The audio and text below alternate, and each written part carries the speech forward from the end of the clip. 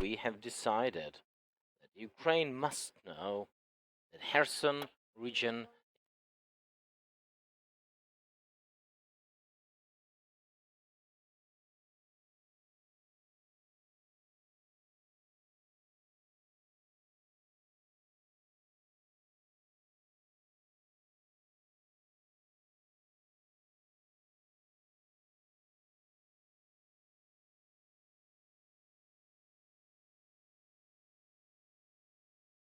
started going.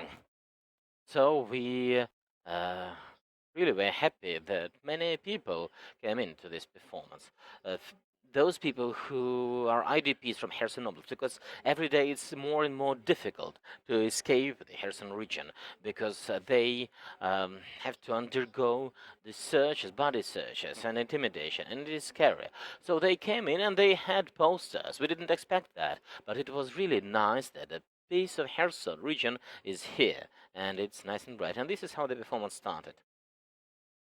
So what the performance was about, how it happened, I will ask this to Ihor Kondratyuk. So Igor, let us start firstly that you are from Kherson, right? Yes. Uh, but you have been living in Kiev, but you probably have lots of relatives. Uh, so are there people in the occupied territories? Yes, but for security reasons, I will not say who and where. But well, the locals from Kherson, they know. Uh, uh, they know who they are. Well, I went to Kiev back in 1979, but every year I came back to Kherson, uh, visiting my parents and my uh, and visiting the tombs of my ancestors. So I always have been with the region of Kherson. And when Svetlana said that something must be done because she also sees these messages on Facebook. Well, Igor, we are left out, we are betrayed. You know, there is an opinion that the Kherson region has been betrayed. It's like a subconscious response of people who see that on the on February the 24th, Russian APCs were there on the dam in Kakhovka, and there was not much combat. Well, there was some with the border guards in Skadovsk, we read about it, but well, people didn't know about this, and the invaders were very fast approaching Kherson, and people didn't know how to act in the occupation, even though there was such experience in 2014. Crimea has been occupied, and the territories which are called certain regions of Donetsk and Luhansk Oblast are occupied. And on the internet, you can find um, notice uh, for people who are evacuating, but there's no information how to act in the occupation, in the occupied areas. Even if you are a citizen of Ukraine, you don't want to betray the country. For example, I don't know if I was, let's say, if I were a driver in Kherson. So I am working now in occupation when there's not even a mayor or there are no local governors. The Russians essentially installed their own puppet government. So this driver, would they be perceived as collaborators with Russians or not? Well, this is a vital question, and people do not have access to medicines. There's no access to humanitarian aid because one can't take it there. Um, some people tried to come in from Mykolaiv, but well, it was only sporadic. So here we are in Lviv, and here we have Russian rockets and missile strikes, but it's happening all over Ukraine, and it's not as frequent. So, well, those people in Kherson, they have to be supported because they are seeing Russian soldiers for 2 months now, and we need to show that, well, we are thinking about them. And many people really felt calm because of this. Of course, some people are in terrible conditions, but we wanted to gauge the celebrities who were born in Kherson Oblast. So they all well, all whom we could find, they recorded small video clips. This was Max Barsky, Svetlana Tarabarova, Roman Matsuta, an actor, and also others joined, those who are not from Kherson region, but who also wanted to say hi. That was Alina Pash and Picardiska Tertia, Nishuk, the former Minister of Culture, who? Karna, the band, Denis Zhuk. Yeah, but actually he is from Kherson. He is a well-known Ukrainian news anchor at M1 and M2 channel, and he is also an actor doing voice dubbing. I mean, we tried to reach all celebrities from Kherson region, and they all responded. And well, we are doing everything we can to show the residents of Kherson that they should have resilience. And I understand that they see the sad example of Crimea, which is being occupied for 9 years already. And still, there are many people hoping that Ukraine will take Crimea back.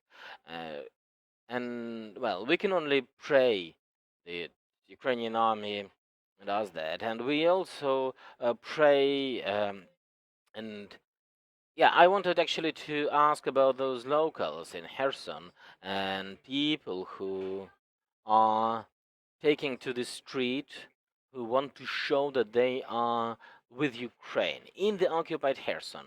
I think the brightest example of this resistance in this war in temporarily occupied areas is in there. So I even wonder whether these really strong people need some support. But of course they need, of course, because people need information. And we have to remember that there's also information warfare going on. Because the enemy is saying that, okay, now Ukraine never comes back and there will be this Kherson People Republic. And understand, of course, the meaning of your performance. So of course, I support this. So I want to ask you, technically, you had this performance in Lviv. So people in Kherson, how did they learn about it? Honestly, I don't know. People definitely know about this performance because I think there were about 200 people who attended. Well, um, and people were filming it on their smartphones, and I'm certain their relatives who stay in Kherson have seen that. Of course, there were some people from Lviv at this performance, but this was the original idea. So it was spreading through social networks and relatives. More than that, there were also a few TV channels who were filming our comments, and they were explaining why are we doing that. Once again, TV channels in Kherson region, as far as I know, um, they're not showing Ukrainian channels. Maybe satellite channels are available, but the Russians just use their own channels for the broadcast since mid-March, I think. So, of course, we can't say that we have reached every person in Kherson region. Um, but if you ask whether we can help with something else besides this performance, well, we'll do everything possible so that Ukrainian army gets back there as soon as possible. We, of course, are donating to the army accounts. Well, you know all that. But the Russian propaganda is saying, you see, what happened with Crimea will happen with you. And, well, your capital is no longer Kiev. No, we don't think so. And I definitely don't want my relatives to live under Russia. And for a second, even, I can't understand how you can live if you are pro Ukrainian and see Russian soldiers outside. So people take it to the streets because they are actually in despair. They know that they're Ukrainians. They don't want to see Russian flags. And younger people who were perceived to be non-political because they're thinking about love and so on, but they just wore Ukrainian flags and were showing fuck you signs to the Russians.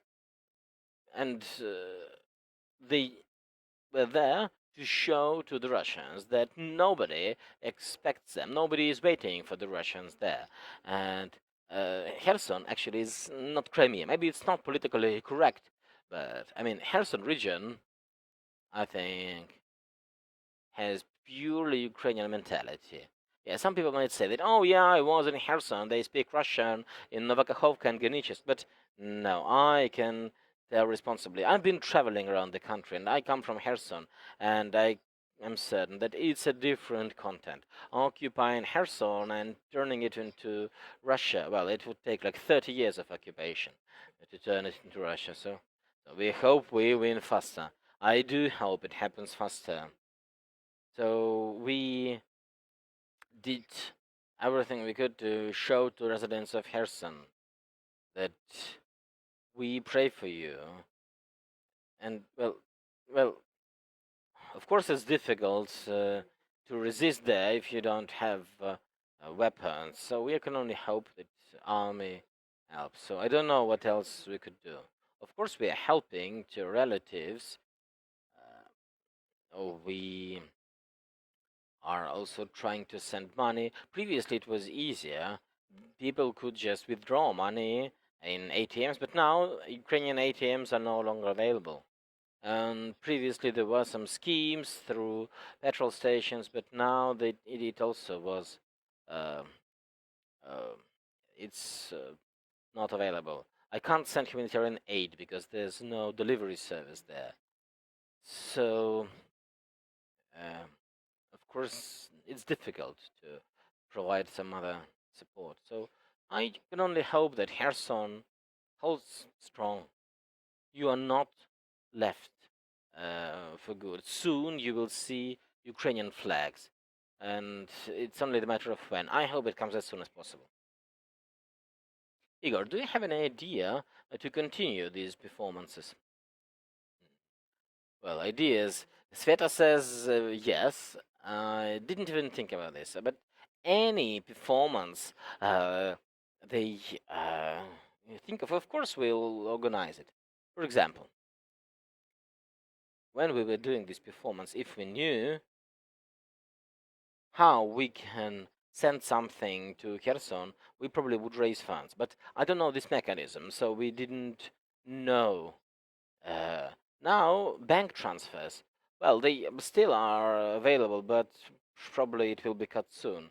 And for example, sending medicines. I have a distant relative who moved to Odessa, and she says that, well, for a month she couldn't find um, any medicine, the medicines she needed, and just her child managed to take her to Odessa. So I've been asking volunteers, but the volunteers are not really coming to Kherson because it's not possible from Ukraine. It's difficult. So besides showing that we are not forgetting, we are supporting Kherson, we want um, we want them to hear us. By the way, this is another objective of this performance. There are people who have the relatives there, and hopefully they can well send this information to the relatives, and well, at least the people in Kherson could see that it's going on. That's clear. Yeah, and so you have implied that the girls can tell more about further ideas. So now I invite Olga Tsupa. Yeah, so Olga, can you tell what is your role in this performance? Hello, my role was that essentially Svetlana called me and invited me to take part, and of course, I used my network. I have found the host Igor Mindruk, who is a very good host, and Masha Chumak, and the band from Kherson I managed to find, and also the songs. They did their own arrangement of Ukrainian songs, and many people who were just passing by who saw this performance, they saw that it's to support Kherson. They said, "Oh yeah, we also are from Kherson, and we have this song we want to sing." So it all was just in real time. They came to our sound guy and they were singing with us. It was unexpected, and we managed to assemble quite a lot of people, quite a lot of celebrities in short time. So there were many Ukrainians uh, expressing support to Kherson region, and we were very happy. We didn't actually expect to have a lot of attention, and I have relatives, and our friends have relatives in Kherson. So I've been sending these videos to them, and they were spreading them out, and it was great. They said, "Thank you for remembering about us.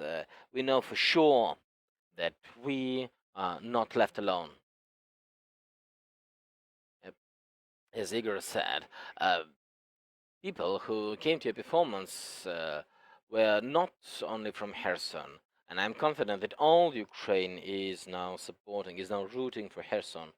So, what do you think? The majority of the attendees, were they from Kherson or not? Well, everyone was there. I mean, there were people from neither Kherson or Lviv.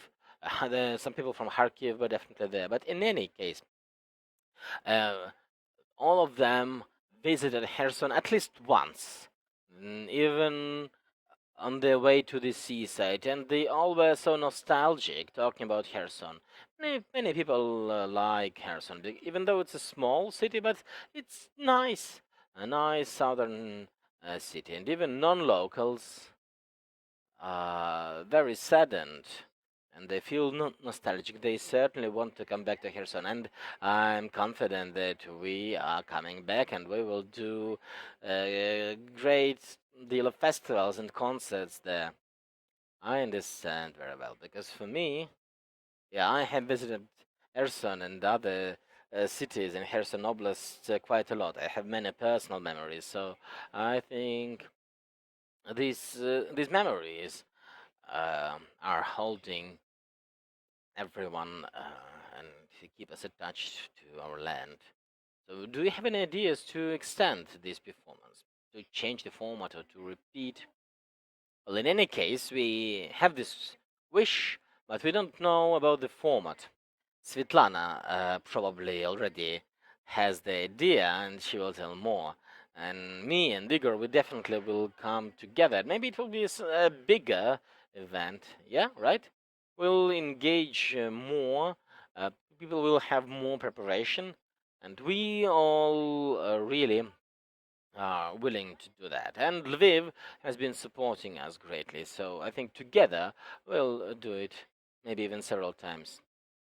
Yeah, also, we wanted to say the words of appreciation to our friends, Tatiana Pilipets, who is the director of the Lviv Regional Youth Library, because they provided the equipment and the venue, and they supported us. We, as soon as we voiced the idea, they said, "Yeah, sure, let's do it." We have the sound guy, so we will also be showing videos on this TV. We also have people speaking. So we want to say the words of appreciation to the library and to Lviv in general, who has been supporting Kherson. And well, the Lviv supports everyone, but they supported us too. Were there any international attendees who took part in the performance? Anybody passing by, seeing how we support Kherson? I think I hope also international audience saw that. Well, personally, I haven't talked to anyone, but I saw that there were international reporters who also were covering this performance. But I don't remember for sure which media, but I have seen definitely that international media were there. We are watched by international reporters too, so I hope it will make it clear that resistance continues in Kherson and we are supporting it. So thank you so much. Thank you, ladies and gentlemen, for being with us, for telling about this performance. Igor Kondratyuk, um, uh, Ukrainian media producer, Svetlana, the head of the artistic section of the Kherson Regional Council, and Olga Tsupek, the graduate of Kherson Art Lyceum, the creator. Yeah, also we had Irina Fedishin, a Lviv singer, who took part in the performance, and she posted this video on her webpage and social media page, and I see a person from Kherson commenting on that. Thank you for this. Kherson is struggling. We have faith in our army, and when the fields are blossoming, we feel how beautiful our land is. So this performance gave some result. People from Kherson are saying thank you to, um, and I think it's an important story. It is. If I may, yes, please come. Please come up. By the way, I want to use this opportunity and thank you for this. We discussed future plans, and we uh, have this well-known cat, blogger cat, Injir, the fig, and he already uh, created a beautiful artwork. So I wanted to contact different artists and photographers. Our next performance will be dedicated to the um, art of posters, photographers, um, painters. If you want to express yourself when you're thinking of Kherson, we'll organize a great exhibition of your works. So come to us. Thank you. Yeah, Kherson region is definitely Ukraine. We hope it is liberated as fast as possible. Before that, we have to um, stay in touch, and people also have to know that we are with them. So Kherson holds strong. It's the city of heroes. Everybody should know. Let's stay strong. Thank you. I am Vadim Krasnov, and this is Mediacentru Ukraine. Our next briefing is on Monday.